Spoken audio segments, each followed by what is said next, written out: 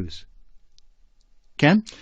Michael, we were talking about young voters and their enthusiasm for the Republican Party. We saw a lot of young voters at a recent Republican state convention in Virginia backing Bishop E.W. Jackson for lieutenant governor, and there was tremendous enthusiasm for Jackson, but he is also in the convention. At the state convention, right. But, of course, he has a history of very controversial statements, and yet the party seemed to love him.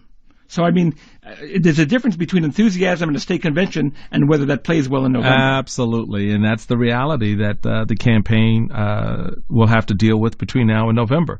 They're going to have to translate that enthusiasm for Jackson that we saw in a hall of 8,000 people into a statewide and albeit somewhat national campaign for the office this November. And how do voters in Northern Virginia, young Republicans, older Republicans, translate for them? How does that translate for them? I've heard some Republicans say that they're concerned about that because that hot rhetoric is not where the electorate wants to be anymore, and you can't get away with, nor should you, if you want a life in public office, talk about groups in disparaging ways.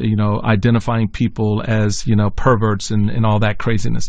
So the reality is coming home to roost, if you will, in terms of the idea of, we're going to get behind this guy because he sounds really good and he's gives a great speech and is a great conservative message. Okay, but you still have to win in a state where you're going to need to pull Northern Virginia in November, and you're going to have other parts of the state that aren't necessarily going to be so warm and fuzzy over the idea of some of this rhetoric. So that's what you're going to see now. I think the Cuccinelli campaign right out of the box was like, he's got to run his thing. That's why we run as independents. We're a ticket in quotation marks, but he's got his campaign, I got mine.